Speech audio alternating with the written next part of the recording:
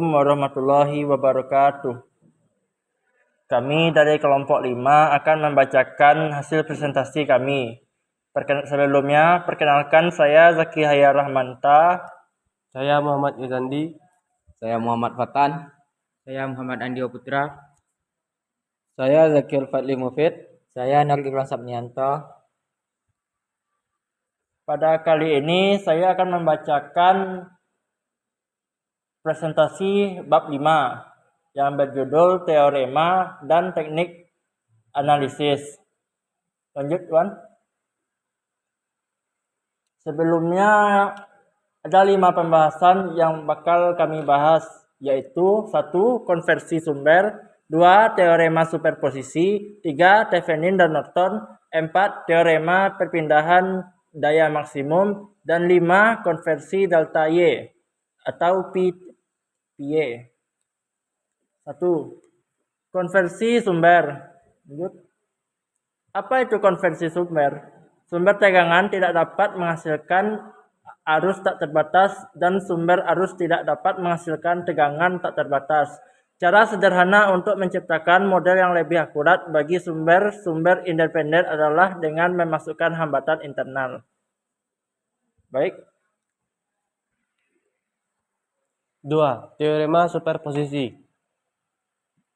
Apa itu teorema superposisi? Teorema superposisi adalah menghilangkan semua kecuali satu sumber daya dalam suatu jaringan pada suatu waktu. Kemudian, kami menggunakan teknik analisis rangkaian seri dan paralel untuk menentukan penurunan tegangan dan arus dalam jaringan yang dimodifikasi untuk setiap sumber daya secara terpisah. Proses ini kemudian diulangi secara berurutan dengan mengevaluasi rangkaian secara individual untuk setiap sumber tegangan dan arus dalam sistem. Setelah masing-masing analisis selesai, nilai tegangan dan arus semuanya ditumpangkan di atas satu sama lain, dalam kurung ditambahkan secara aljabar untuk menemukan penurunan tegangan dan arus aktual dengan semua sumber aktif.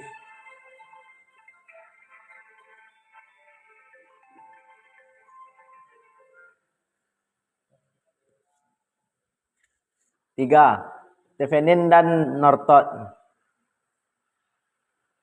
Apa itu teorema Thevenin dan Norton? Teorema Thevenin. Teorema Thevenin dinamai Leon Charles Thevenin. Ini menyatakan bahwa setiap jaringan linear Portugal dapat direduksi menjadi sumber tegangan sederhana secara seri dengan impedansi internal ZTH. Penting untuk dicatat bahwa persamaan Thevenin hanya fit pada frekuensi tertentu. Jika frekuensi sistem diubah, nilai reaktansi dan impedansi akan berubah dan nilai dan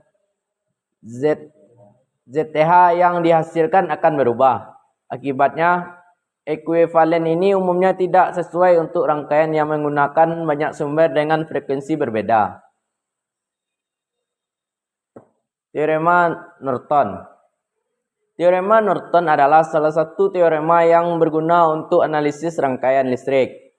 Teorema Norton menunjukkan bahwa keseluruhan jaringan listrik tertentu kecuali beban dapat diganti dengan rangkaian ekuivalen hanya mengandung sumber arus listrik independen dengan sebuah resistor yang terhubung secara paralel. Sedemikian hingga hubungan antara arus listrik dan tegangan pada beban tidak berubah.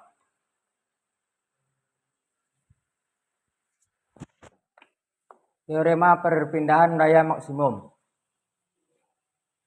Apa itu teorema perpindahan daya maksimum?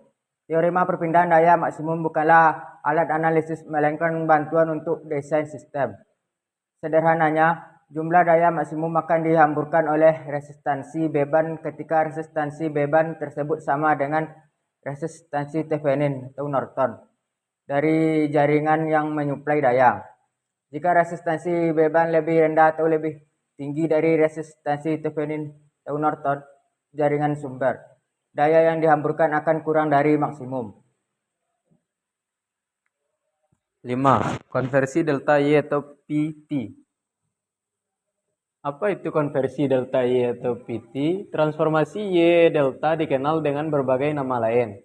Sebagian besar didasarkan pada dua bentuk yang terlibat, tercantum dalam urutan manapun. Huruf Y dieja sebagai WYI, juga bisa disebut T atau bintang segitiga. Dieja sebagai delta, bisa juga disebut segitiga. Dua dieja sebagai pi atau mesh. Jadi, nama umum untuk transformasi tersebut meliputi Y delta atau delta Y, star delta, star mesh atau T2. Transformasi ini digunakan untuk menetapkan kesetaraan jaringan dengan tiga terminal. Jika tiga elemen berakhir pada simpul yang sama dan tidak ada satupun yang menjadi sumber, simpul tersebut dihilangkan dengan mentransformasikan impedansinya. Untuk kesetaraan, impedansi antara pasangan terminal harus sama dengan kedua jaringan. Baik, itu saja dari kelompok 5 tentang bab 5 yang dibahas. Selanjutnya, kami akan mempresentasikan bab 10 yang berjudul desibel dan body plot. Baik, di sini ada 3 pembahasan, diantaranya adalah desibel, plot pertanda, menggabungkan elemen efek multitahap. Lanjut. 1. Desibel. Lanjut. Apa itu desibel? Kebanyakan orang akrab dengan istilah desibel yang mengacu pada tekanan suara. Bukan hal yang aneh untuk mendengar seseorang mengatakan sesuatu seperti suaranya 110 desibel di konser tadi malam. Dan telinga saya masih berdenging. Penggunaan populer ini agak tidak akurat, namun menunjukkan bahwa desibel menunjukkan semacam kuantitas atau tingkat relatif dalam hal ini, tingkat tekanan suara. Atau keuntungan bel sama dengan 10 log 10, keuntungan biasa.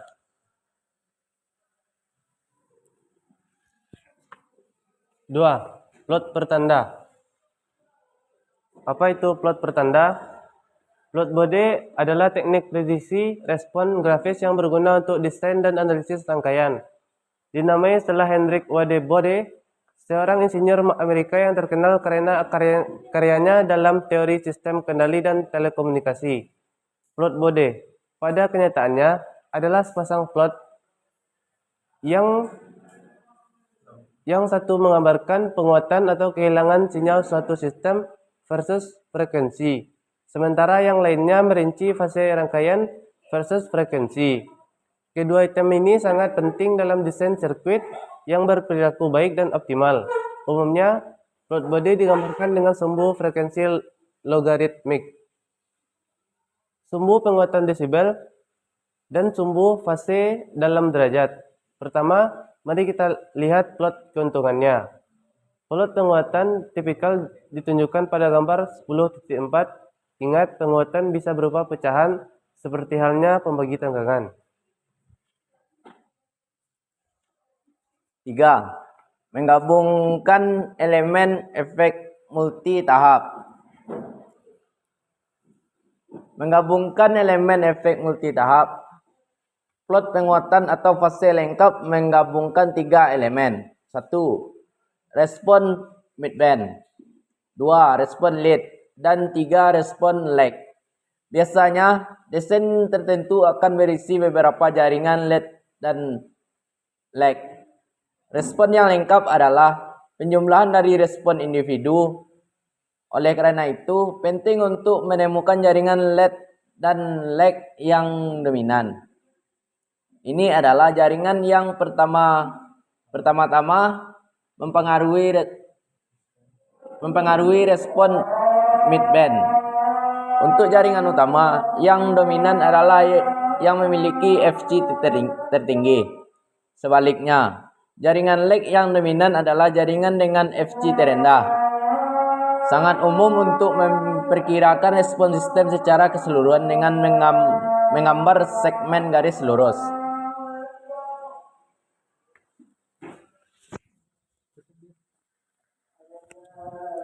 Baik, itu saja hasil presentasi dari kelompok 5. Apabila ada kesalahan, mohon dimaafkan. Assalamualaikum warahmatullahi wabarakatuh.